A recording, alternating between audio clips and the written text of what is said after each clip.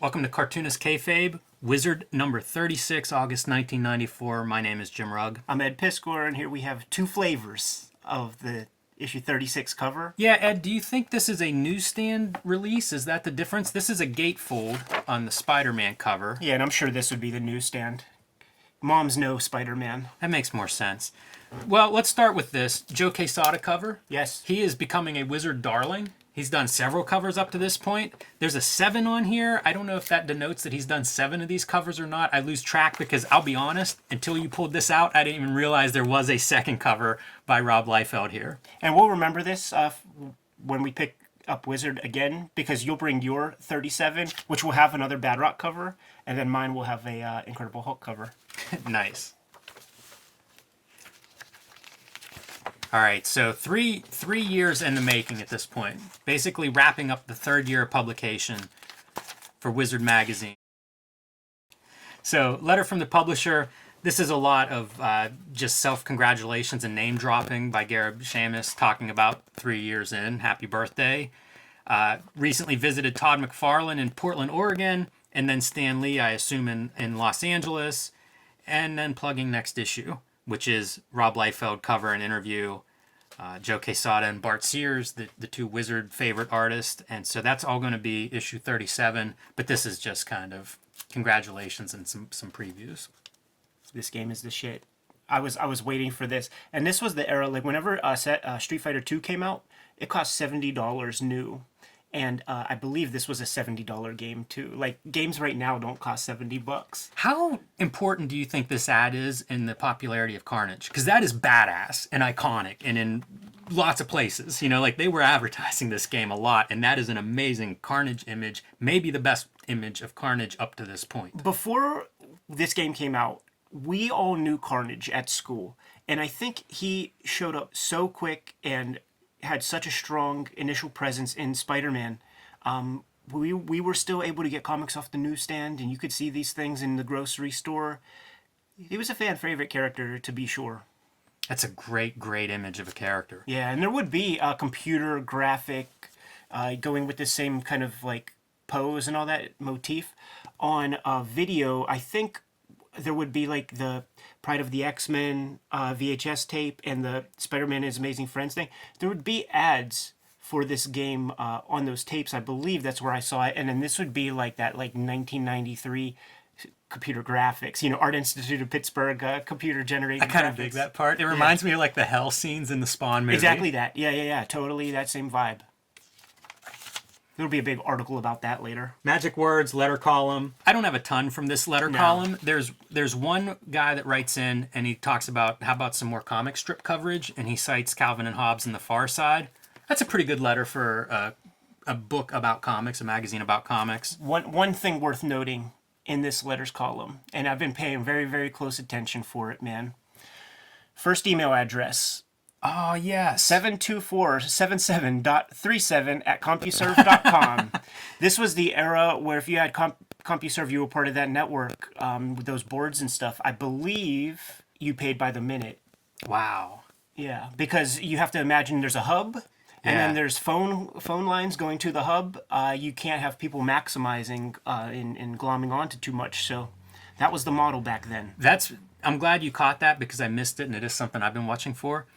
This is in regards to Japanese manga and anime. So this is like a I don't know, club, group, you know, common interest, but pretty cool to see that show up. The other letter I was going to point out, I thought this is where you were going, is somebody writes in about Palmer's Picks, and Jim McLaughlin, the guy answering all of these, says Palmer's Picks is another consistently low-rated department in reader polls, but McLaughlin thinks it's the most important thing that we do in this magazine. It's fucking true. That's a hell of a sentence, because in one case, you don't have to say that it's the worst rated piece, but it's interesting that he gives it that vote of it having value. We benefit from comics being kind of like a small business where there's not so giant stakes.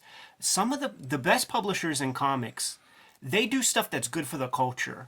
Fantagraphics, Gary Groth will publish things that he knows will not sell much, but it's good for the culture because it's great comics. And if Wizard did anything. Like at least they gave us Palmer's picks, because everything else was, I can't say much good about it. I'll say that.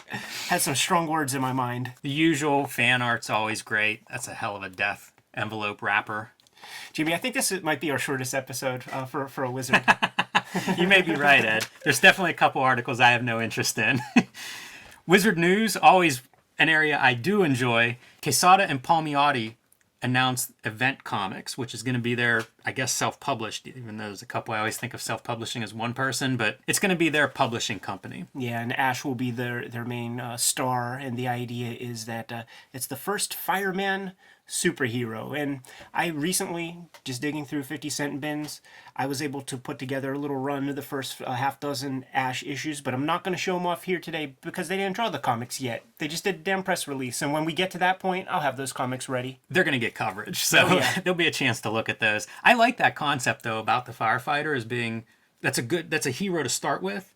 That seems like a really smart idea to start with. Yeah. Liam Sharp, as we know, Mr. Marvel UK, going to be the new Hulk artist. That's going to get further coverage too. And I freaking scooped that up right off the racks, man. His first issue has a chromium cover, shows a good metamorphosis scene where if you're tasked with on Hulk duties, I feel like the editors have to get you to draw that transformation sequence before you even get to draw page 1. That's your trial. At least, yeah. And he does a good transformation sequence. Is there a thing in that first issue where he has the dragon fin on his head? No. That's when he's more established. Okay, all right. Because he will be the penciler for a short while, man. In memoriam, Don Thompson, eulogy here. Don Thompson, famous for Comics Buyer's Guide. I guess it was weekly for most of its publishing history, ran forever. I mean, it was running for a decade or so whenever I started reading comics. I would get them in the mail. It was kind of like a cross between something like Wizard and something a little more like an industrial trade journal. And I would get an issue every year because it would be like you'd write in for the Comic Buyer Guide Fan Awards, and then they would send you a copy. You might have had to include a couple bucks for shipping or something, but those are the issues I would always see would be the Fan Award issues every year. Long-running institution in comics. Yes, Don and Maggie Thompson were kind of like early, very well-known, popular fandom right. participants, I guess you would call it. They and Kayfabers in the know will set me straight in the comments if I'm not correct, but I think I am.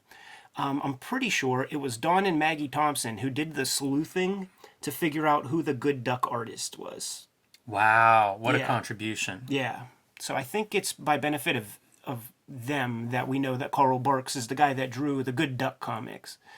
Can't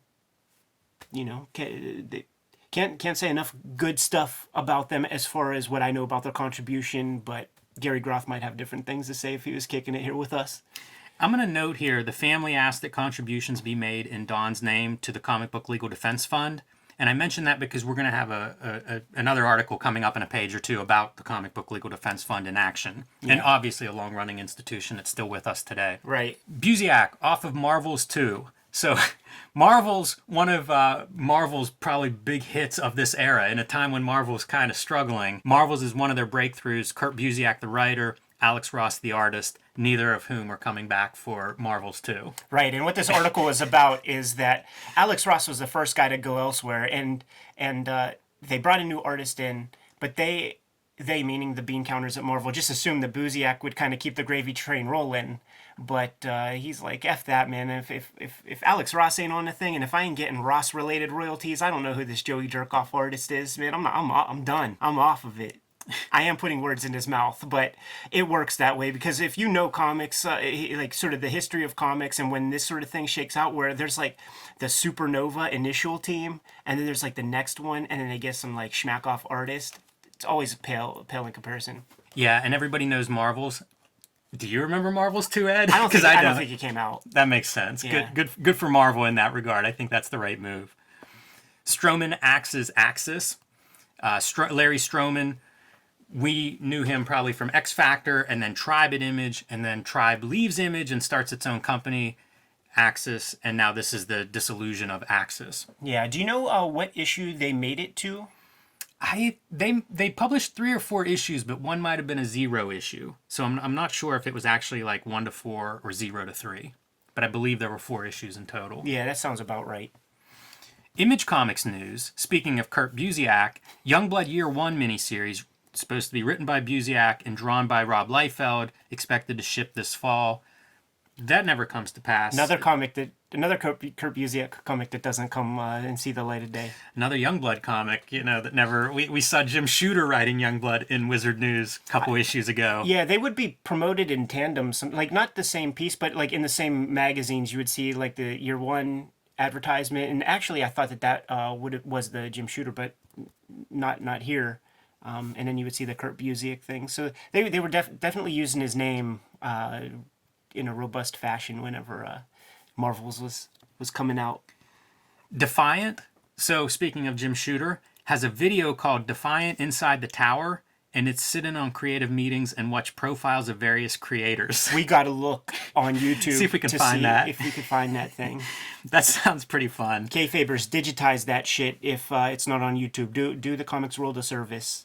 Boneyard Press, who we've talked about in terms of their outlaw status, actually has Outlaw Nation, an anthology for the damned, coming. I don't know if this was ever published or not, but using outlaw in the title fits perfectly with what I know of Boneyard Press. Absolutely. Kitchen Sink Press, an LA entertainment investment banker, is reportedly entering into an agreement to buy Kitchen Sink. Kitchen Sink had acquired a lot of the Tundra properties whenever Tundra, it sold. I don't know that, going out of business is the right way to describe it. I don't know if it was financial necessity, but Kitchen Sink had acquired many of their books, and now it looks like Kitchen Sink is beginning its descent into no longer publishing. And this is wild because even when we were hanging out in the early 2000s, I believe that's when the Spirit, The New Adventures came out with the Alan Moore, Dave Gibbons doing the Spirit and all that stuff. It still had Kitchen Sink on the logo. So I don't know if it was Dennis Kitchen Sink, if this deal fell through or what, but I feel like Kitchen Sink was no longer what we think of as Kitchen Sink when we knew each other in like 2003. It's possible that would have been another publishing iteration, because I think Dennis Kitchen still has associations with Will Eisner, maybe Robert Crumb and stuff, so he's still active as, I don't know, an agent, an advocate, a manager, something. So it's possible, there have been other Kitchen Sink versions like beyond this initial publisher. And it's possible that is still the same publisher too. I don't know the details. Right. Marvel to publish Harvey comics. These are Harvey's like Casper and what I think of as kid-friendly titles. So that's Marvel committing to all ages and kids. I don't know how many Harvey comics properties they actually published. Lee gets lifetime contract. This whole scenario, if it's the exact scenario that I'm thinking, is highlighted in Marvel The Untold Stories or Untold Tales, whatever, the Sean Howe book. Mm-hmm. And the way that it's described, it may be this scenario, it may not be, but I think it is. The way that it was described was they were looking at their books. The more I think about it, they didn't go into bankruptcy yet. So it's not that. Basically, There's a story that's going to happen. They're looking at the books. They're like, why are we paying this old fart? Because they're culture vultures. They're just like trying to make money off a thing. And they call Stan Lee in because they say that they're going to cut this like weird lifetime contract or whatever. Stan Lee comes in, works some magic, gets like $3 or $4 million extra per year on the contract, and gets his wife a quote unquote job, like from that meeting, man. So that guy runs magic. That's great. Yeah. Lone Ranger, this is going to be by the team that did the Jonah Hex Vertigo series. Yeah. So Tim Truman and Joe Lansdale. Writer Joe R. Lansdale, who has a little tie to Splatterpunk. Oh, definitely. Pretty interesting that the creative team sticks together. It seemed like they were a good match to begin with. Totally. And continuing on that creative path. And Frank Miller continues Sin City. So the next Sin City miniseries is announced, The Big Fat Kill, follow-up to A Dame to Kill. And that was my first Sin City comics that I bought off the stands. Interesting. I had the trades of the first, when Sin City was called Sin City, not The Hard Goodbye or whatever, and Dame to Kill for trades. But the first one in issues was The Big Fat Kill. Yeah, I bought all those too. We'll have to dive into Sin City one of these days. Oh, no doubt. Here we go. Cartoonist jailed on obscenity charges. So Mike Diana, the creator of Boiled Angel at age 24, is convicted of obscenity, creating and selling obscenity. Jim, since the dawn of the World Wide Web, Florida has been a meme for how weird it fucking is. And this article proves that even before the ubiquitous nature of the World Wide Web, Florida was always a little kooky. Yeah, they don't need any more advertising in that regard. This is a crushing story. When I started getting into like alternative comics, there were still like legacy of this stuff. Oh, yeah. You know, like you'd come across alternative cartoonists talking about it, sometimes Mike Diana talking about it. One of the terms of the conviction was that he wasn't allowed to draw. Yeah. Unreal. Yeah, and in this article, it talks about how like part of his probation, 3 years of probation, is that like once a week or something, there's like some cop has to come in to see if he's been drawing. It's a nightmare. It's in a America. Kafkaesque nightmare. Totally. Like you would not believe this was real if it didn't actually happen. Art Spiegelman, Mort Walker, guys who, highly critical of this decision. Comic Book Legal Defense Fund underwriting his appeals and his legal defense. Just a nightmare. And not to just cut promos on Florida, the reason all this happens, right, is because there's like a murder investigation in town. So the very progressive state of California already had a file on this guy because of his comics, and they don't get into it here, but somehow the Florida people, the California cops hear about the murder or something, and some of the colorful description reminds some cop about these Mike Diana comics. The guy like had to leave Cali and like went to Florida. So the cops out there get in touch with the Florida cops, and somehow that's enough kind of probable cause to kind of kick the dude's door in and give him mad trouble, They end up a policeman. What he gets actually charged with is a policeman contacts him and orders a couple of the comics, Yeah. and he sends them to a policeman, to an adult, an undercover policeman, mail orders them, and that's it. That's the basis of the trial. Bill Bushell, man who we've done a shoot interview with earlier on the Kayfabe channel, one of the stories that he told me from around this time period was that very often like Vice cops would pop into a shop and just like start asking for stuff. Where is Faust? And where is this? Where is that? Wow. And the way Bill described it is that these poor bastards who do this job, they see perversion everywhere. So they're pulling off like, say, a Brian Bullen Wonder Woman cover and talking about it, like they're just going dark with everything. And I bet that Bill's story is not unique to what a lot of retailers had to put up with. And listen, man, the Comic Book Legal Defense Fund is in place for a reason. Exactly. There's all these fucking bored parents, man, looking to make a strike. Politicians looking to like get a little bit of equity. I think that's a lot of it. And then they go after a comic shop. Yeah, it's like I said, terrifying. And a documentary about this case, about Mike Diana's work, has recently been released, probably in the last 2 to 3 years. So anybody that wants more information, it was kind of a high-profile documentary. I would recommend go there. That's probably the easiest thing to find, and I don't know, scare yourself at night thinking about what can happen. Yeah. Wizard looks back on the Shadow, so gearing up for the Shadow movie. I assume that's what this is for.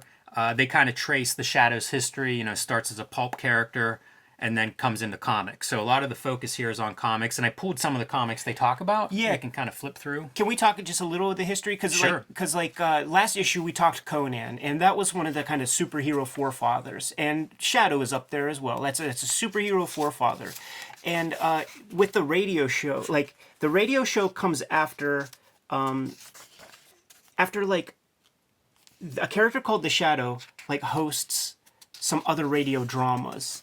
And then the character's formless. They solicit readers to kind of describe like what do you think the Shadow looks like, and they like crowdsource the visuals and junk, and then that's where they kind of come up with the character, the visual of the character. And it should be worth noting that when it's solidified into its own kind of radio drama and all that shit, you know, the who knows what evil lurks in the hearts of men, the shadow, that's Orson Welles, man. You know what I mean? So right. Very important history, and this is a forefather of the superhero comic. Yeah, that's a great backstory, Ed. And also probably sets a precedent of the creator not maintaining copyright on their creation. You know what I mean? This is just another cautionary tale. This is just a rough page of Wizard this month. This is 7 years before Action Comics 1. You know what I'm Yeah. saying? Like it's very close. Sometimes when you look at the history of comics, like you think that the pulp magazines came out in like 1900. No, they came out in like 1930. Right. And so this issue I've been flipping through is from the 70s. Yeah. And this is Mike Kaluta, had a memorable run, did several issues. These comics are remembered and well known because of his art, Yes. I think. And one thing that he's known for is the positioning of the point of view. Often, like, it'll be in these shadowy places, you know, like you're in the action. That was something that was always sold to me whenever I first came across these or somebody first recommended them. The next one that they note is from, I believe, 1986. Howard Chaykin does a Prestige format run. I don't have those, but Howard Chaykin doing Shadow, so another great artist. This one comes a couple of years later. It's Bill Sienkiewicz on the first 6 issues. And I brought this one along. Man, it's great from the get-go. But one thing to note in this initial Bill Sienkiewicz run is that the colorist is Richmond Lewis of Batman Year One fame. Does not color too many comics. So anytime you see her name in the credits, I feel like it's definitely worth a look. You know, I think one of the best colorists in comics history. Yeah, I do too. But this looks like a blemish on the record to me in a way. Like it's the Baxter paper, and it's the new color sets that were available. She was finding her footing because most of the comics that were colored on this paper, they just don't look great. That's a good note, Ed. And I maybe should have brought like an issue 6 or something where she had maybe had a chance to work with this palette a little bit. Great colorist, though, and obviously Bill Sienkiewicz, definitely worth a look. After Sienkiewicz, Kyle Baker takes over. And this is issue 18. I had no idea he did this many. I didn't even know this series ran that long. Yeah. I thought he just did another 6 issues. But Kyle Baker with his fastball intact during this run. And I might like the coloring better on this piece. Yeah, I do too. And we'll get into some Baxter paper coloring at some point. Kevin Nolan, obviously, I think unlocked a lot of the code for that with his Batman Outsiders annual. But this looks pretty sharp. So Shadow definitely has a nice history in terms of the artists that have worked on it. Yeah. Probably better than the movie that they're, promoting. Invisibles, one of Grant Morrison's like key well-known works. I think this is the first we're hearing this mentioned. This will be a Vertigo title with a great, great issue 1 cover. So we'll get to that whenever it comes out, probably in the next couple of months, I assume, by Wizard standards. But worth noting, just because I think that is one of those interesting Vertigo books and a big piece of Grant Morrison history. Agreed. And one of my big blind spots in comics. I don't know much about it. First feature of the month, Send in the Clone. Marvel redoubles its efforts on Spider-Man. The big Spider-Man story that's coming up is that there is a Peter Parker clone out there. Takes me back, man. The Clone Saga, I believe this would come to be known. Takes me back, dude. Like when we were young comic fans, this was a black spot in our, like, nobody knew about this. It was like, I think it was looked at as cheesy even back then, because when this is like reintroduced in people's consciousness, all the old heads at the comic shop talk smack on it. Like, yeah, you remember when they did that? Yeah, it was so corny. It was almost as corny as like that time they had that Spider-Mobile in one issue. And of course, which actually sounds cool. And of course, it's Jerry Conway. So need I say more? But the few kids at school who continued with the comics beyond the Image, the early speculator boom, they were down with this, man. Were they? This spider clone shit. The reason I know about it is because I had 2 or 3 friends who were pretty ravenous, and we didn't come from we came from humble means, man. So there was a kid who grabbed the Spider-Man title, there was a kid who grabbed the Amazing Spider-Man title, and Web of or whatever, and it would just be traded back and forth so that we could all like read the complete. I am happy to say I didn't buy one of them shits. I am surprised to hear you say that, Ed. Not that you didn't buy one, that your friends were really into it. because I did not read it either, but I kind of remembered that this was panned a lot. Oh yeah. And if you read it, like they even kind of sell it in a derisive manner, talking about the original story not being very good.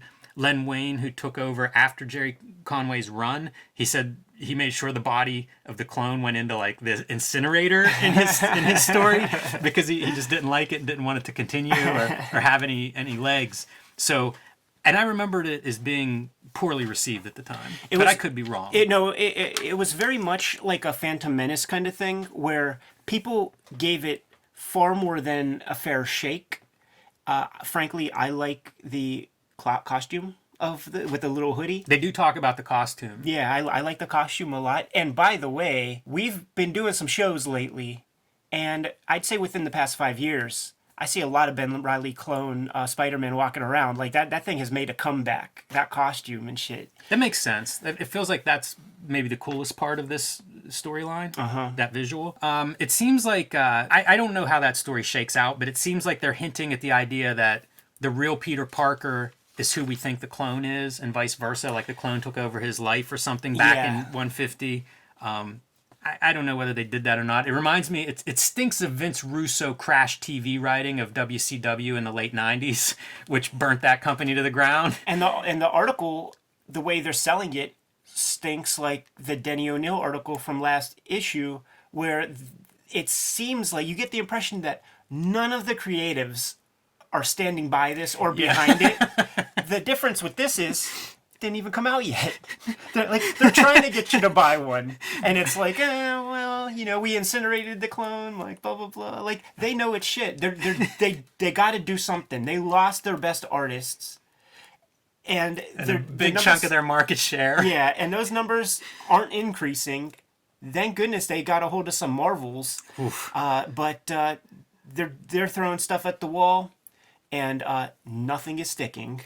I have, a little peek behind the curtain, so to speak. We make notes on this stuff. We come prepared. Did you used to ghost on Alex Saviuk's run on Web of Spider-Man?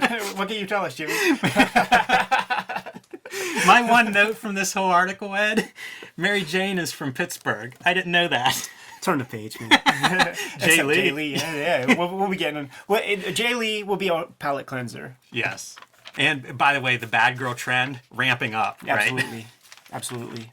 Kane is not the not the seller here from Harris Comics. Whew. Less than zero. Writer-artist Dan Jurgens talks about DC's 0 Hour Crisis in Time. This is a tough article to read for somebody who is not a big DC head. Talking about cleaning up the problems that Crisis on Infinite Earths was supposed to address, which for DC is their multiverse. They just have all of these different universes with characters existing and crossing over. The continuity is impossible. And so that's kind of what this is about.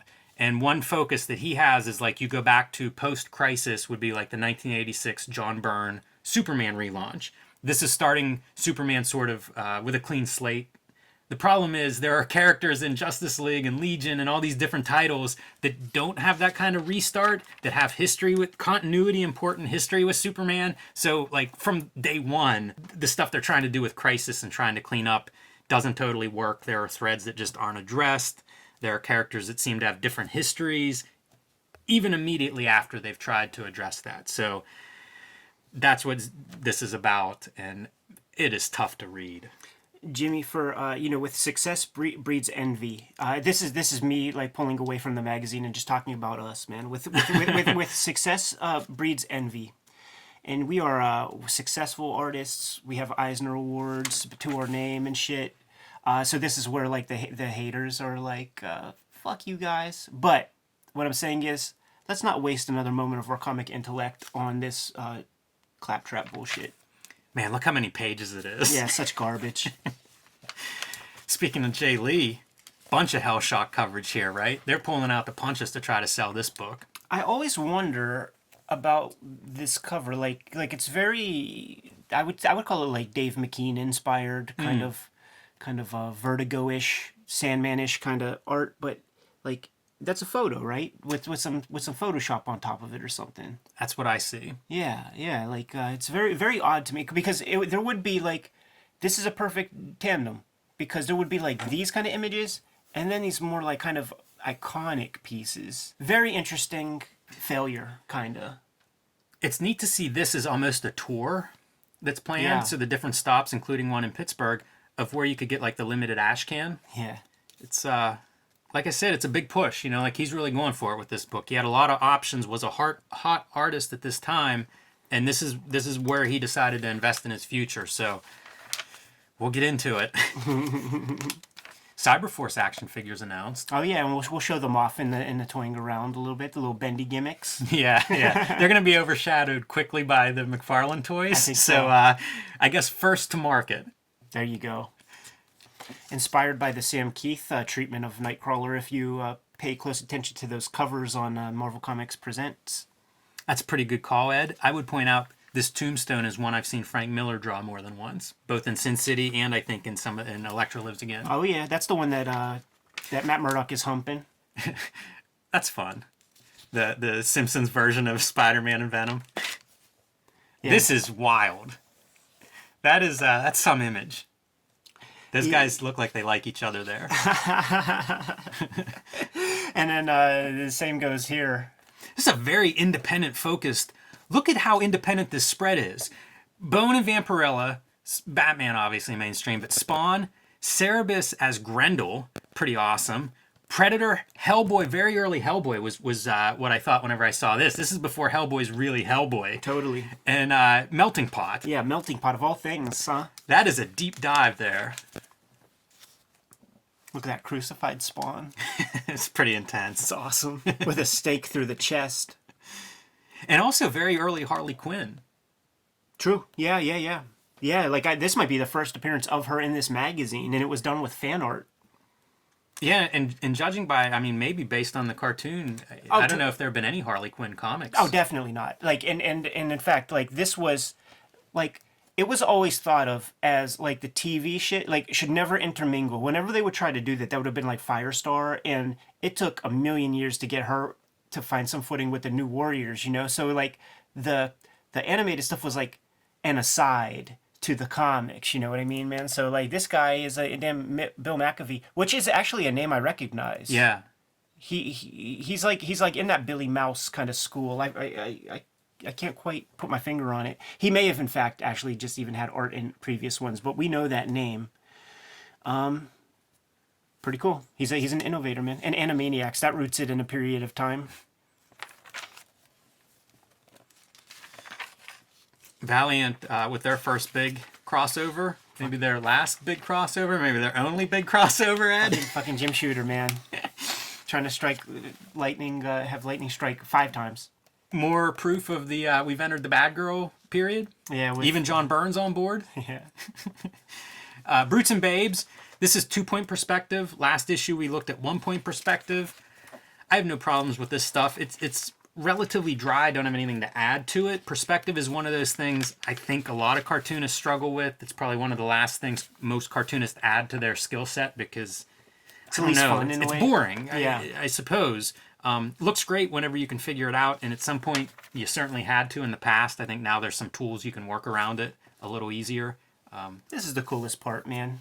The young Brutes and Babes, like character creations and stuff. Scorpios. It is funny reading these. There's one that he calls out and says that he appreciates that the tongue, there's like a flicked tongue instead of the tail gimmick. It doesn't make any sense. Scorpions don't have like the flicked tongue. And then Little Brutes and Babes. I love this because it's like he's already jumped the shark. Totally. Like we're done, kids. All right. draw Brute. Ridiculous. And there's that crap again. Ugh. Looks like a damn In Living Colors Fly Girl. You know what it looks like is Sax and Violins. It does, the Peter David, George Perez book. Yeah, a big square head. And we used to call that, like whenever we started gaining the ability to grow that baby hair mustache when we were like 12, I was probably like around this age, we called it a DTM, Dirty Teenage Mustache. Nice. And he has that. This is Jesse Ventura. Yeah. For most of my not knowing Jesse Ventura. Sure. That's his prime years. And he would have a Plato's Retreat shirt sometimes on a thing, and then it's like a million years later I discovered that's like a swinger club in New York City. Nice. He was like he was sneaking some stuff in. Cut and Print, Comic Insider's Guide to Hollywood. You pull anything from this, Ed? Not really. Not really, man. It was taking me back to the days of those Andy Mangles ones. Yeah, I'm in the same camp. Do you remember the female Punisher from this era? I do. Was it cool? Because I like that image. There, like, every Punisher was cooler than Frank Castle. Because there was a Punisher with, like, a Lucha Libre kind of mask. Really? Not exactly Lucha. It was a full face mask with a skull on it. That's good. That's a good start. And it was very cool. He's a way more brawny, way more big. It's called oh my goodness. It's a multi-part story that I had in my mind, Midnight Suns, but that's not right. I bet it's called Midnight Run or something. The Kayfabers in the comments are going to be able to tell you. But there would be like these different Punishers, and I forget the gimmick, but it was like a posse. Yeah. Was she part of that storyline? Yeah.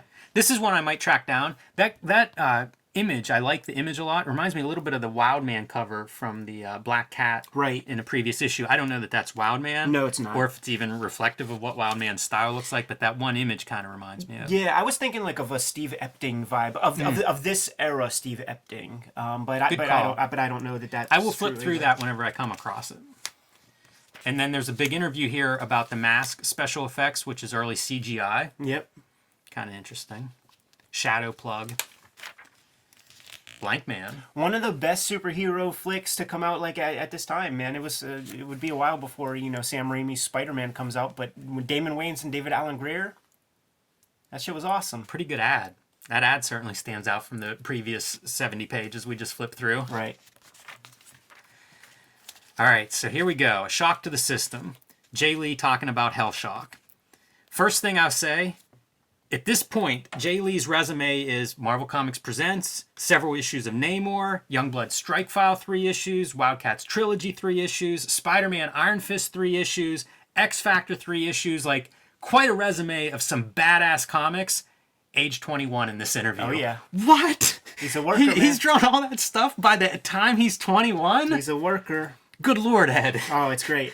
It's great, man. But we won't give him unanimous praise, though. Okay. Because he cites one half of the comic book Mulkey brothers, Scott Lobdell, is his mentor. Dude's 21, man. You're right. You get a pass. I don't know too many 21-year-olds that are at this level or anywhere near here.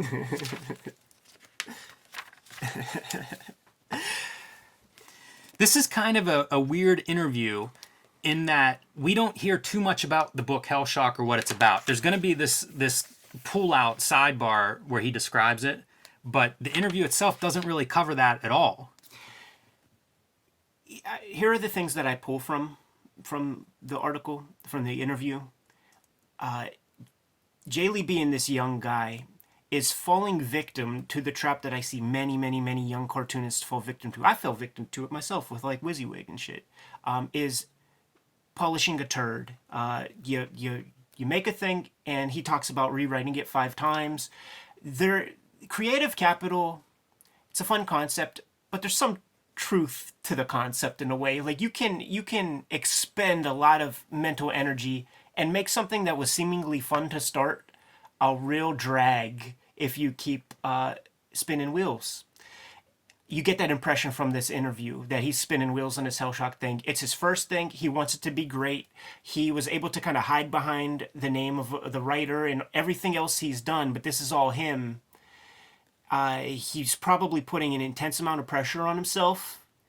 And then Hellshock became what it became, and it was kind of fucking weak. Very forgettable. Yeah. I brought a couple issues we can flip through and talk about what, how it's described here.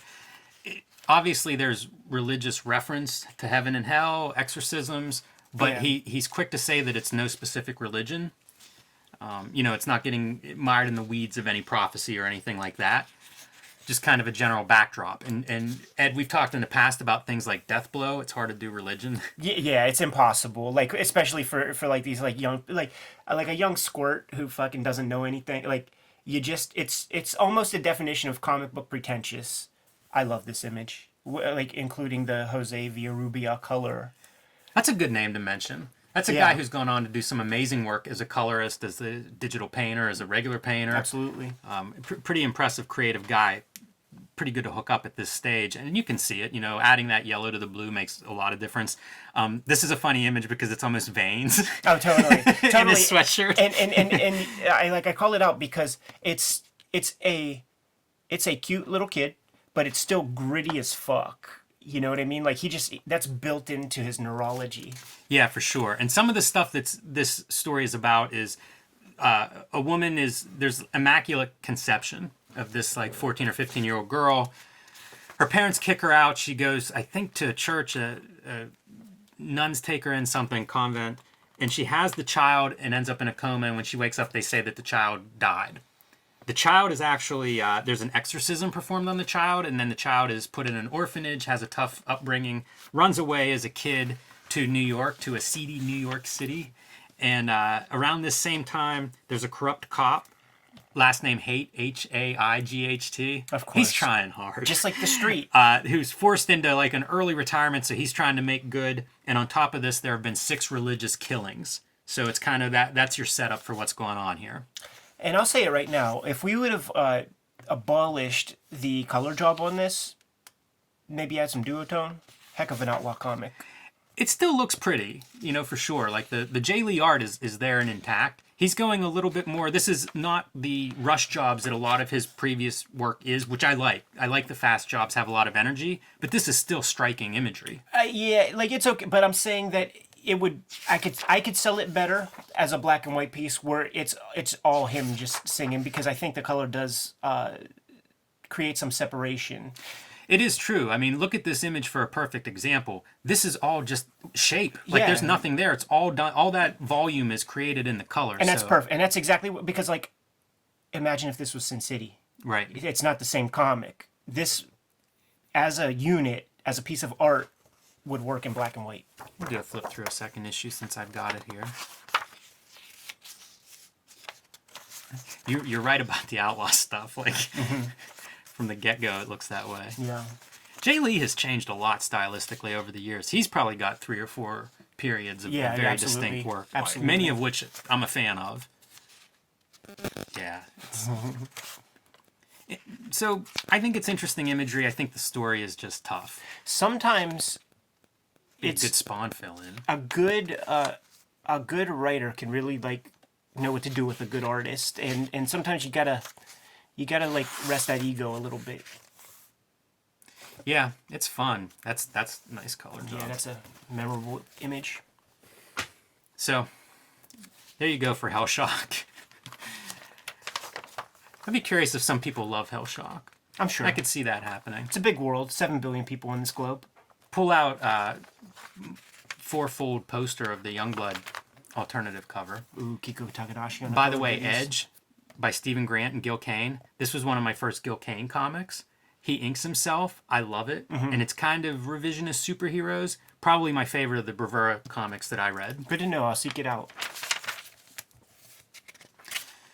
Order from Chaos. Once again, everything I said about our comic book intellects, I'm happy to spend as little time on this as you're willing to. I've got a couple of things that we'll throw a little bit of mud here before we move on. The first thing is this is not a quote-unquote crossover. They say that several times, really emphasizing it. There's backlash against crossovers. You wouldn't know it from the past 25 years of comics publishing, but there is certainly some market pushback against all these crossovers. So they're quick to say it's not a crossover. It's a quote-unquote mega adventure.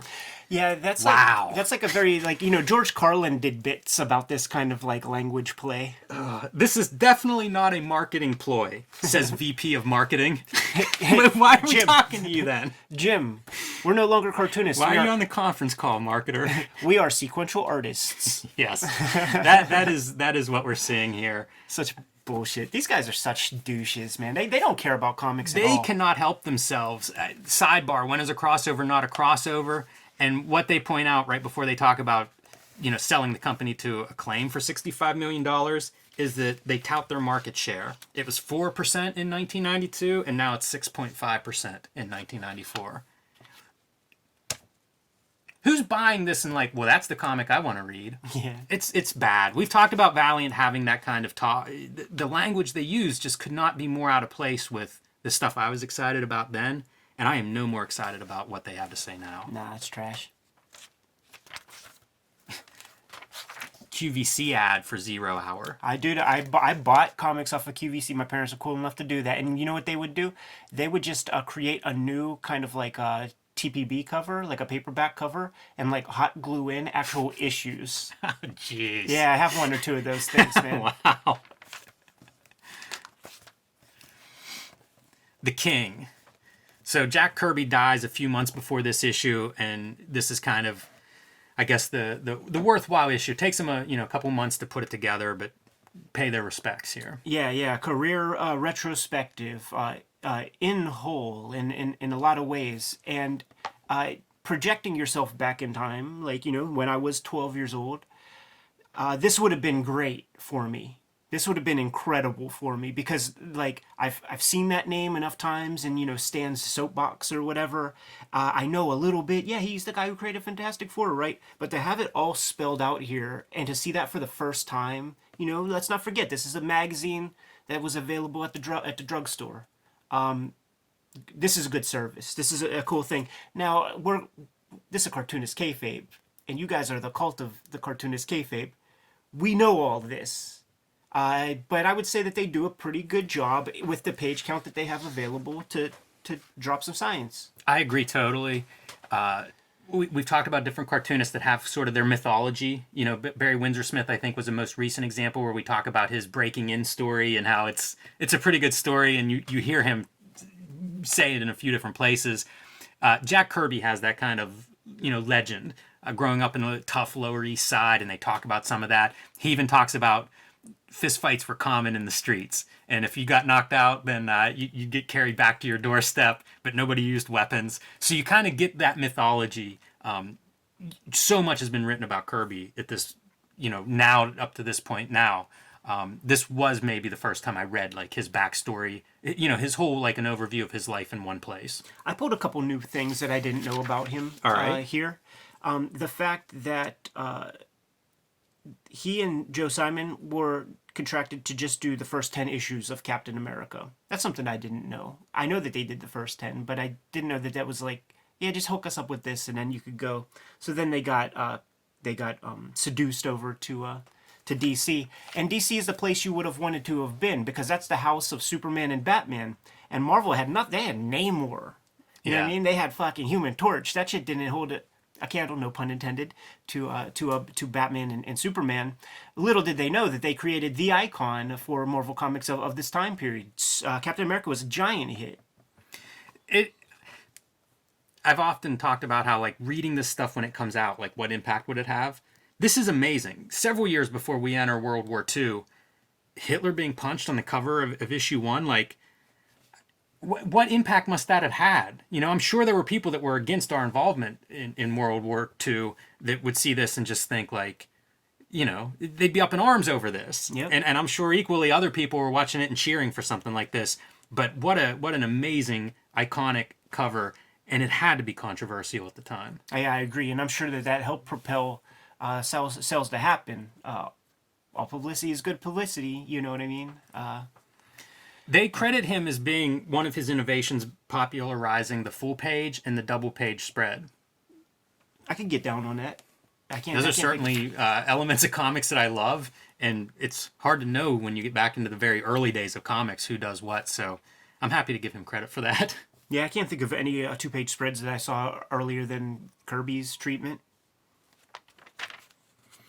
And that seems to be how his shit would work, because he was there from the beginning. So before he did the comic book, he did some failed strips. In case people aren't aware what some of this backstory, he starts out and he's working in Eisner's shop. Yeah. To give some sense of history, because he is there from about the beginning. Joe Simon and Jack Kirby work together, as you say, Ed, Captain America, the big thing that comes out. But they team together for like 15 years. Like, it's a big run. Go off to World War II. Does Kid Gang books, lots of Kid Gang books. Like Boy Commandos is one that I would pull out. That would be a DC title that they worked on. Yeah, but there were Ranch. a series of those, and that goes back to his story too, as growing up on the streets of the Lower East Side. That kind of hard scrabble gang mentality, I think, was part of that and probably informed those. But there were several of those kid gangs, very popular. Goes off to World War II and comes back and just, picks up where he left off, continues making comics. The market changes. He talks about his mother being an immigrant and telling stories. They brought their legends with them from Europe. And that his mother was this great storyteller of all these legendary tales. And that was the thing that is in this article that a quote from Jack Kirby talking about that. That's pretty cool. I don't remember coming across that anywhere else. Pretty interesting to me to think of that legacy. So they come back. At one point, they're self-publishing. This is probably early 50s. I think that's Fighting American and stuff. Am I right? Yeah, I believe so. And then the Senate subcommittee hearings happen. All the problems from Frederick Wortham's Seduction of the Innocent, and their publishing company is one of the things that go out of business. Lots of companies go out of business. That was something I didn't really think about because they are packaging comics for a lot of publishers. But he was in the publishing business for a couple of years there, and unfortunately that ends when a lot of publishers ended. So it gets into dark times. One of the genres that he's credited with is romance comics. Yeah, huge seller, man. Young romance. Yeah, he's never short of work. No matter how tough times get for the comics business, he's always in demand. He basically can always find enough work to keep himself busy. Ends up in the 50s, monsters become a big thing. So he does that stuff, monsters, sci-fi kind of stories, and eventually that leads into Marvel. Yeah, man. Can we get into just since we're here, the little bit of the kayfabe with that, some of the stories that he tells about the shit, man. So he goes over to, I don't even know if it's in the article, but it's legend, man. Heads over to the Timely Atlas office, and there are movers bringing couches out, and there's like tarps over desks, and Stan Lee's over in the corner crying. Always crying whenever Kirby's talking about it. Yes. Stan Lee's always got tears in his eyes. And young Jack Kirby, man, short man, little over 5 feet tall, with a big stogie in his mouth, puts his hand on the crying Stan Lee's shoulder and says, tell the movers to stop moving the stuff. Tell them to unload those trucks, bring everything back. We're gonna make some comics together, man. We're gonna save this company. And then Fantastic Four 1 comes out. And that's the history of comics. Yeah. It turns on a dime. Hey, a lot of that is his version of the telling, but you can't argue with the impact Fantastic Four had. And that's something you see in comic fandom. There are a lot of perspectives of what that comic meant to readers and the impact it had almost instantly. I have access to every Marvel comic basically, man. And when you go to the letters page in Fantastic Four #3, which as we all know, that's when the first letters pages show up because of the lead times when you put out issues. There's letters in there from Gary Gianni. You know what I mean? People who grow up to become cartoonists, and the letters from professionals, they don't stop. From future professionals, they don't stop in those pages. It's a very influential, just once again, trying to project yourself into that time period. Imagine seeing, in fact, you could easily, very cheaply get reprints of some of his, the Western comics, like Kid Colt Outlaw, Two Gun Kid, Rawhide Kid, that contains some Kirby in there. And that gives you the perfect snapshot of here's Kirby, and here's what everything else looked like. And you see the attraction. You see what makes it beautiful. And then after almost 10 years at Marvel Comics, goes over to DC, creates the Fourth World. Part of the attraction to going to DC was creative freedom. And the Fourth World being, New Gods and Mr. Miracle, Forever People, and OMAC, Demon. Well, I was thinking of that Jimmy Olsen. Oh yeah, right. Yeah. Making up the Fourth World, and they talk about how it was so interconnected, those books, and they described it as ahead of its time. It's very novelistic, and it didn't sell apparently, not well enough for DC, what DC was looking for. So it doesn't last very long, a little over a year, I suppose. But it's interesting to think of that forward thinking. He was making an epic that comics had not seen, at least not in these shores, and that work, of course, has since been celebrated in our lifetime, very much so. Kind of a bummer that he didn't get to see that full celebration and embrace of it, although it was gaining ground at this point. It had been Absolutely. reprinted, Hunger Dogs had come out, many of the series had been renewed and updated and stuff, so certainly it was starting to gain traction there, and I think up to this point, it's now recognized as one of the great works of comics. That work and his late period Marvel work, it was we're on the record. We said it before, man. The people who would have been sort of older, they just wanted him to do more Fantastic Four. Like all this other stuff, people don't like change. The market doesn't like change. But all that said, Matt Wagner likes the Fourth World comics. Walt Simonson likes the shit. So when you start to read the interview, I'm giving myself chills thinking about it. When you start to read interviews with those guys, and they're like, the Fourth World is dope, I'm going to listen to them. I'm not going to listen to Patrick Daniel O'Neill. Yeah. I'm going to listen to Frank Miller. Well said. Moves on from comics into animation at some point here in I guess the late 70s, early 80s. And we'll say Ruby Spears because that's going to come up in a Palmer's Picks this issue. Good call. He's just a fountain of creativity. So always has demand, not just in comics. Does some animation work. The direct market pops up. Yep. And now he's back making comics, creator-owned comics. In the early days, like 1981, 1982, before this was something that we're hearing the Image guys talking about, a decade later. As soon as that shows up, he's there. So here it is. With Captain Victory, we should say. Yeah. Captain Victory, Silver Star. Yeah, like so here it is. Like there were the comic strips that he did that went nowhere, using weird pseudonyms and stuff.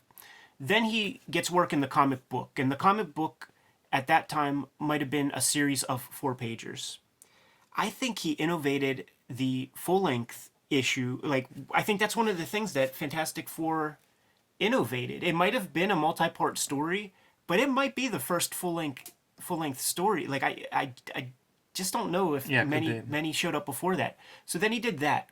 Then he innovated, the splash page, double page spread thing. The Silver Surfer graphic novel happens in there. A 100-page superhero comic. That's a wild idea. And then the creator-owned comic comes in effect, and Kirby's there pretty much on the ground floor. What more can you say, man? I was struck, Ed, reading this by how many characters, how many books, how many stories he made that are still popular, still influential, still around. Like, there's nobody like him. Now with 25 years perspective on this article, it's unreal, like, what he did compared to everybody else. Yeah. Like I have my own theories about that because the man did go off to war, and he is on record. You could find video on YouTube of him recalling some of his war stories, and you hear him say the F word. Like, you hear him project himself back into that time, and it's just like, it was a fucking bloodbath, he says. It's like he could hear the fucking shells going off and stuff. What more comfortable place could you think of being after seeing those kinds of horrors than just sitting at home? You got your wife here, you got your kids there, just draw. You know what I mean? It's safe. It's sort of what you fought for. You got to pull in the back and shit like that. Like, so why not soak that up as much as possible? Plus, what the things that we know about ASMR now, that sound of a pencil, a graphite on some Bristol board, it's music to my ears, man. It's an amazing legacy. I don't imagine it'll ever be topped. No, impossible. But great article, still a great article. They do a good job with that overview. From comic to cartridge, Maximum Carnage. Yeah. Heck of a video game. I freaking the video game. See, this is why comics is fucked up, because the video game made me excited about Spider-Man, not the comics. Not, you know what I mean? Like after Larson left Spider-Man and stuff, I wasn't fucking with that stuff. But like this made me excited about the Spider-Man character. Furthermore, there would be these other characters that you could get for special moments. I think I guess they won't show them off, but it might have been on that previous. No, it was on some earlier ad.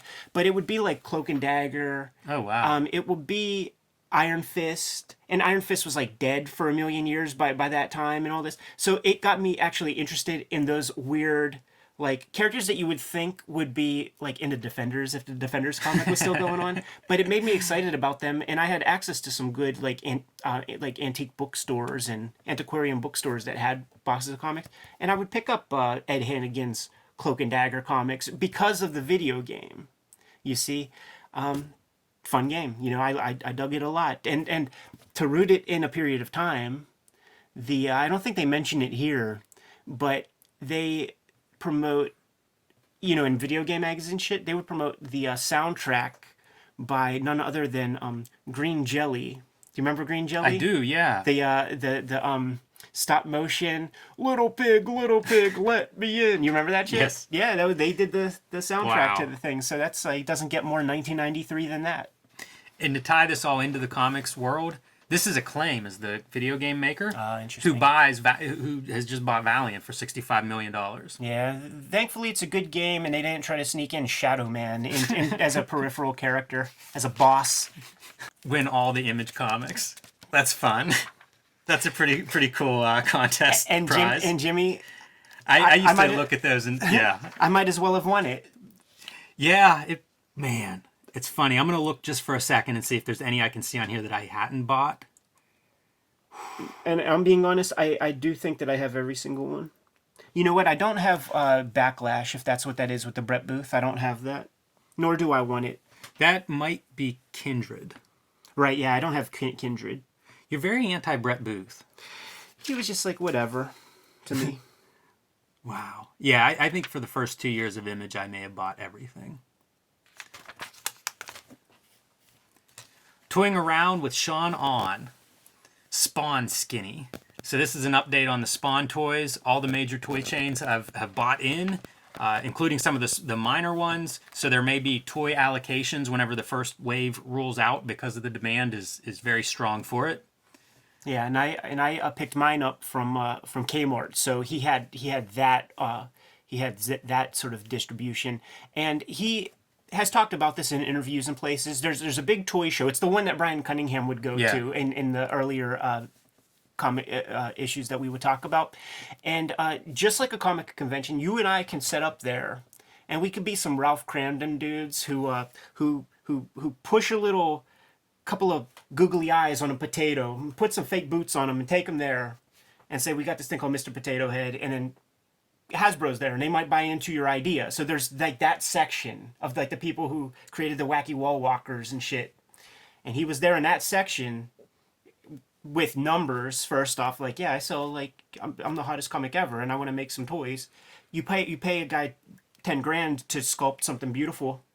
And Toys R Us, I think he said, was the first. And Toys R Us is the one you wanted. If you got Toys R Us, everybody else would fall in line. That's exactly what happened. And the unfortunate thing is that now in our day, I don't know about any independent toy stores, like mom and pop toy store. I don't even know that that's a thing. I feel like department stores killed that. But what would have hurt a store like Hill's department store probably didn't get their order above Kmart. You know what I mean? Hills is the tri-state area here, and I'm sure everybody has their own tri-state fucking department store chain. He includes comics with all these toys, these early toys, including the Hot Wheels Spawnmobile. I think that's pretty cool. You know, like he's talked a lot about marketing and marketing comics and things. Even like buying a baseball as a promotional element for his business. I love seeing comics in these toys. I think it's great. Like he can tap into a part of his brain that is like the childhood, like the adolescent part, and can ask himself those questions of like, if I was, 11, what would I want? And why wouldn't you want a comic in with your toys? It creates this holistic business model, kind of like how Elon Musk has the electric car, and then he has a company that does like solar paneling. And what if the solar paneling goes on a car someday? You see what I mean? Like this holistic approach, and he had that. Yeah, it's a good move. And toys used to have comics in them. You know, like all those Masters of the Universe mini comics and stuff. Great. Like, why'd that go away? Yeah, although maybe it still exists. I haven't bought a toy in a while. Right. Those are the early Cyberforce figures that we saw an ad for earlier. They're bendy. They're kind of... Yeah, those things they don't suck. Look great. Those things suck so bad. There would be like G.I. Joe's. Like, this was an era where these toys came out. You know, there was a Guts. I don't know if you remember Guts back in the day. It was like a Kenner or Mattel, and they would just be like... The upper class shit would be G.I. Joe Real American Hero, but on a budget, get some Guts. And it would be like these non-moving, solid gimmicks that were one step above the little green army men. You know? I do remember this now, Ed. Yeah, the Guts? Yeah. Because they would at least be full color. Right. Pit Statue by Claybourne Moore, same sculptor of the Savage Dragon sculpture from the previous issue. And this is the Pit sculpture that was in Ice-T's mansion behind his head in many interviews around the body count era. Nice. Yeah, so if you see interviews at his crib where he's showing stuff off, you will see this Pit statue in full color. Dude, that's so badass. Look at that close up of just the snarling teeth, no nose. It's great stuff. Totally. And imagine a service they're doing by even just doing that for Del Keown, so that he could like buy it and like light it and put it in different angles and shit. Really cool. The Homemade Heroes, another good round of figures. Madman, awesome. Grendel, pretty cool. I don't know who this guy is. Powder Toast Man? Powder Toast Man!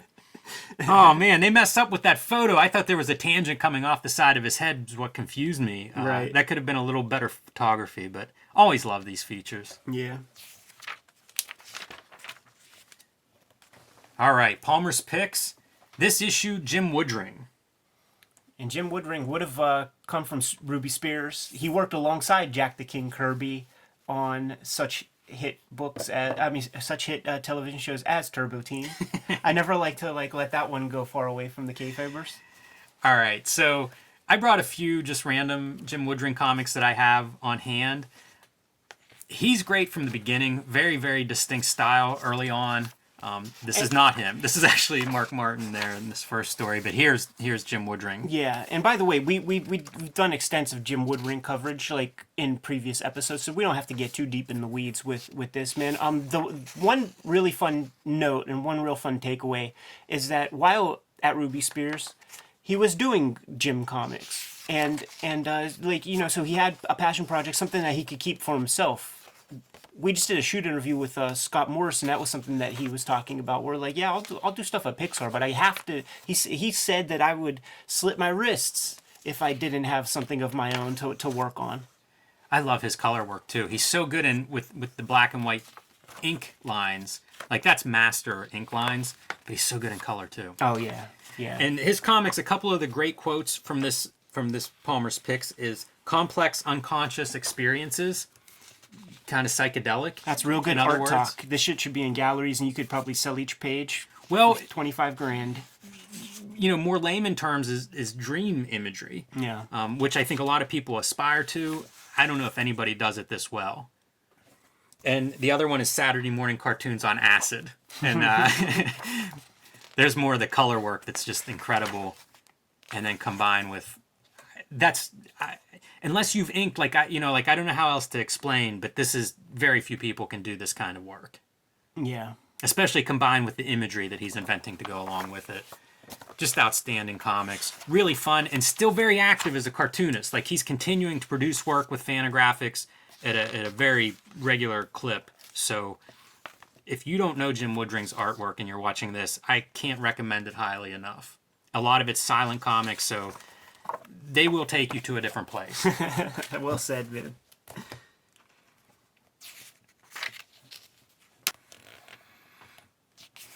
Top 10 heroes and villains of the month. I don't know if this list has changed from last month. This one seems to be pretty much status quo. Yeah. Amazing Spider-Man 149 in the Comics Watch. We talked about that. That's the clone, beginning of the clone. Evil Ernie, Volume 1, Number 1. Ed, anything to say about Evil Ernie, Number 1? Yeah, this comic was mentioned in one of the early Wizards as being like an interesting new property. And it struck me because I always associated Evil Ernie with Chaos Comics. Had no idea that it was an Eternity comic. I, like the Kayfabers out there, have been spending a lot of money on comics since we started this YouTube channel, and I bought the trade paperback of this thing. Comfortably fits into the outlaw comic space, but this Evil Ernie number 1, which didn't get much shine back in the day, like in the speculator boom, December 1991, that was the height of speculation. Only 12,400 of these comics came out. And you can see why. At the height of the speculation, Jim Lee X-Men selling 8 million copies or whatever, pretty different than what you're seeing in that speculator pile. Yeah, but here's the thing, man. It's a swerve, because you don't want this necessarily for the first appearance of Evil Ernie. It's the first appearance of Lady Death, and we're now in the Bad Girl era. So this comic worth a pretty penny. Yeah. And Stephen Hughes, no longer with us, drew a lot of those Lady Death early comics and Evil Ernie early comics. Really good artist, really good cartoonist. That's a good comic watch. I'm on board for Evil Ernie. Yeah. Like, I can't recommend it more. Picks from the Wizard's Hat, 0 Hour, we've already crapped on. Brute and Babe, in case we didn't make it clear, possibly the worst comic ever made. It's up there with like Brigade 1 and 2. Really bad. Wetworks #1 finally coming out. Yeah, we looked at that before. Couple years late. We're getting to the Joe Madureira era of X-Men, which is fun to look at, terrible to read. And Fantastic Four, man, that doesn't look good. No, it doesn't. But I'll be honest. I like Paul Ryan's artwork. I don't like a lot of like what I'm seeing here. But I liked the Paul Ryan, Tom DeFalco Fantastic Four. Now I wouldn't pick it up regularly. I'd pick it up every now and again, and I loved every issue I ever read. So I don't know what to say. Any other picks here, Ed? There's one, and I think it's on the next couple of pages. Let's see. It's going to be Youngblood #7. Yeah, it's on the last page. Youngblood #7. Be Still My Heart. So we're going to get into it more next issue. Okay. But this is Liefeld coming back, and the idea for Rob was like he went away to woodshed to address sticking points. He heard your feedback, and he's going to do something about that. So we talked about and we touched on the art component. Started to get more polished. Got Danny Mickey as inker, more kind of Jim Lee-ish style, but we have these empty characters. So Rob is going to inject some pathos and some character traits into these comics, right? So what do we know about Youngblood? Youngblood is okay. It even starts on page 1.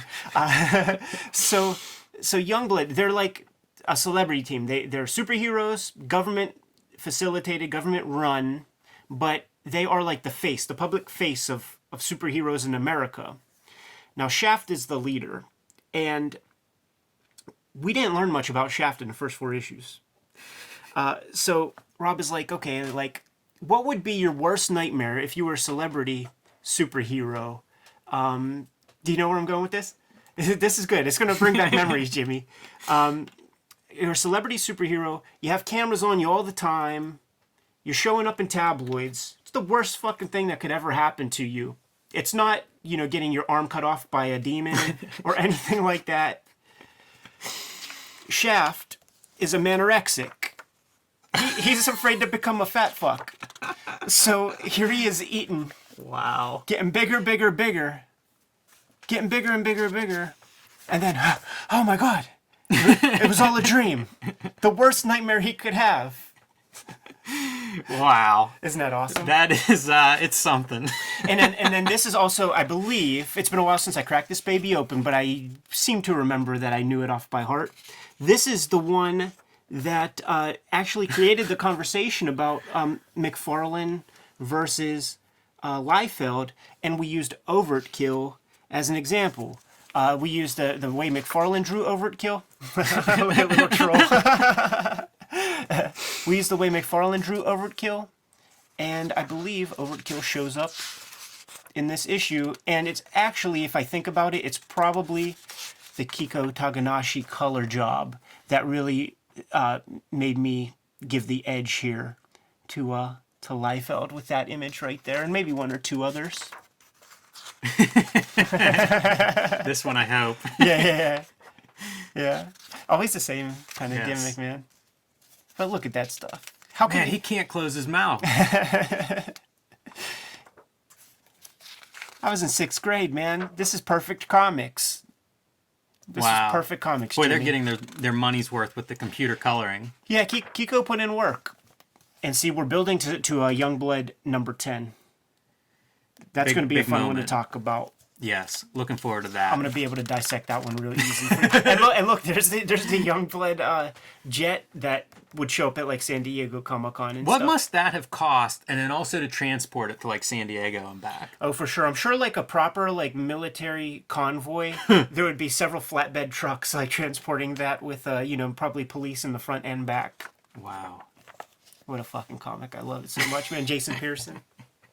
And rest assured, whenever a new issue of Youngblood is coming out, it's getting shown off. So fuck you.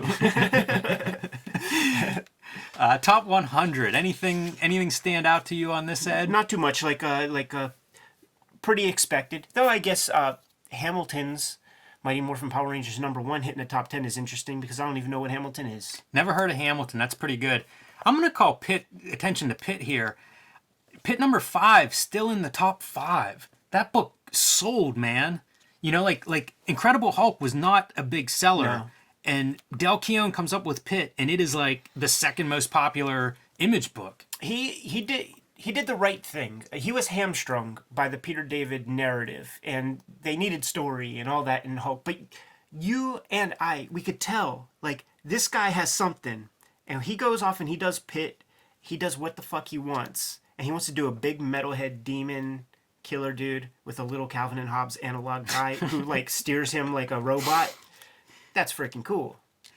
It's if Todd McFarlane was smart, that would be the argument he'd throw at Peter David. Like, you had this guy and you couldn't sell a fraction of what he's selling. Yeah. July 94 top 10.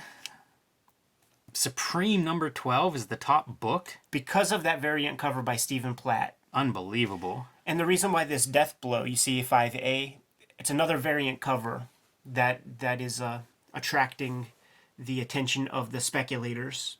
Same with the Kindred 3A, right? It's Oh, yeah. variant covers in the top 3 spots, so not too good. And also, by the way, 4 in the top 6. notice that it's not #1s anymore. So now we've moved to the Bad Girl era and the variant cover era that kind of still exists today. And Gen 13, 1 and 2, so one of the few titles, the only title that has 2 issues in this top 10. That's going to be a fun book to track. Yeah, but I do consider that to be Part of the Bad Girls. part of the Bad Girl gimmick. And then like the one piece of like meritocracy, we'll call it, the one Patrick Daniel O'Neill choice, Marvels, #2. Great cover. Always like that cover. Yeah, the X-Men sequence in there is really, really dope. Nothing in the Wizard Market Watch stood out to me. No, the one fun thing is that Stephen Platt, who's had, a 6-month career in comics, is the #2 guy in comics, right next to Todd McFarlane. Amazing. Right And ahead above of Jim Lee. Unreal. Jeff Smith cracks the top 10 hottest artists and writers list. Yeah, he does.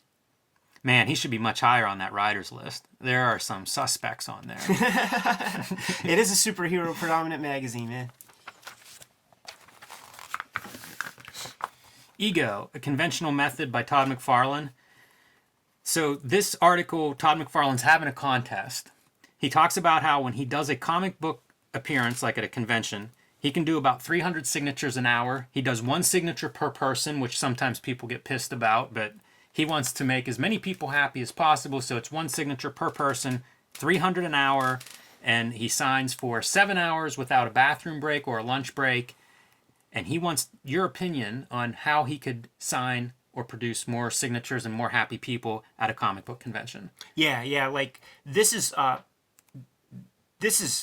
far beyond like a first world kind of problem. This is something that we don't know about. You know what I'm Right. saying? Like I've done some signings and they've been pretty steady, but it's never been a situation where people had to like grab a ticket. Right. Yeah, there is a ticketing process he outlines as well. 2,100 tickets per day. It's unbelievable. I was shocked to read this. I don't know how accurate this is. This would be a very funny self-serving column to write. But like I read it, assume it's mostly accurate, and what a blue collar attitude of like he's going to this convention to make fans happy. I'm telling you, dude, like when you see this guy at festivals and stuff, he is that dude. Like I see him he getting from one part of the floor to the next is probably a 5-hour enterprise because he will not diss anybody. I've never seen him like give the cold shoulder to a fan or anything like that. Once again, homeboy came from the struggle, man. And if you came from that shit, you don't want to go back. Yeah. You're not in any rush to go back there, and you need with this stuff that we're doing, it requires people to buy it. You know what I mean? So you're thankful. You're thankful. I'm thankful that people buy our books. It makes it possible for us to do what we do. And this guy was able to put his damn kid through college. With comic book ends. It's something. I don't remember reading this back in the day. I read it now and think like that is a hard day. Let's talk to Raina about that. Yeah, for sure. How does she make stuff happen? I continue to enjoy these ego columns, man. They're interesting. Second best article next to Palmer's Picks. Wizard Profile. Here's looking at Gerard Jones. So, currently doing 6 years in prison for possession of child pornography. We're not going to spend too much time on him. Yeah, that's fine. He wrote Men of Tomorrow, which is a history of DC Comics, early days of DC Comics. It'd be comparable to something like Adventures of Cavalier and Clay, but nonfiction. It's really interesting. Yeah. Because you see like the mob connections with printing, distribution, how comics grew out of that kind of network. Pretty interesting times for comics history, and to me, that's one of the better books of that time period. Yeah, his name I saw all over the place. I'm sure I even have comics that he wrote, but nothing has ever like jumped out at me. Like I feel like he might have been mostly like a DC dude as far as I've known. Co-created Prime, but I never read that Malibu stuff really, even for the Brayfogle. So I don't have much to say, but I do have stuff to say about this because, come on now, the turtles jumped the shark right here, right? Like it's over. I have no memory of these things. Yeah, it's done. That does not feel real. That feels like that should be in the create a hero. It's done. Column. Here comes McFarlane, and then they. What? Jim Lee's next. Jim Lee will be the next guy to do some turtle toys. Yeah, much later. Is it much later? It's in the 2000s. Oh, geez, I didn't realize that. Okay. Yeah. Yeah, they're that's something. All right. Jimmy, Wizard has exhausted me, man. This third year of Wizard has exhausted me. I think we should take some time with the Kayfabe channel, like we did the previous couple years worth. You know, we do a 12-issue bid, and then we explore some other ideas, man. I know you've been developing a lot of ideas. I have a list of different kind of comic book ideas and things that we need to explore in the channel. Give the Wizards a rest for a little bit and see what else we can unpack and uncover. Any takeaways, Ed? We're at the three-year mark of this run. Anything surprise you? Anything different than the way you remembered it?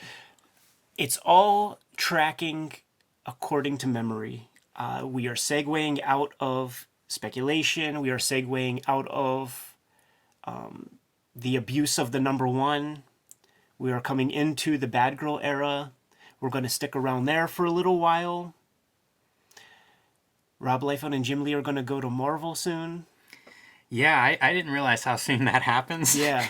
This was so prolonged in real time in my memory. And yeah, sure. I mean, you know, like seeing it truncated like this is crazy. The heights and you know, like it spikes so fast. Yeah. Once we finish like the Wizard Project, I call it to myself, it's the Wizard Project. And to me, it's like we talk about all the issues of Wizard magazine up until like the last Palmer's Picks. Because like after that, there's officially no reason to fucking read the magazine. It's a total piece of shit at that point. But once we have the entire, say, playlist of that, like on the YouTube, it's gonna be hundreds of hours of 90s comic history. And Wizard was there for, and they were the culprits of a lot of stuff. And we're going to be able to track it all, like in one fell swoop. It's a fun project to be involved in, but these issues, they get exhausting. They definitely do. So let's leave it at that for now. As you say, we'll take a little recharge and come back to Wizard 4 at some point. Yeah. But you know, we're going to be back next week with some other some special content, some special episodes of stuff like we did before. We already did Dark Knight Returns, but you'll want to see what the heck we're up to next time, man. In the meantime, for those who haven't made that leap, make sure you subscribe to the channel, man. We want to keep those numbers going up. Hit the bell icon once you do so, because we're streaming live streams. We're not giving any like fair warning ahead of time. Only way you're gonna know we do the things, man, is if you're subscribed to the channel and you hit that bell, because it'll let you know. You can pick up Cartoonist Kayfabe merch at our spread shop. There's a link below the video to that. Jim and I are gonna go just kind of put some ideas together for what the next video is going to be. We have comics to draw as well. In the meantime, you guys know your marching orders. Read more comics.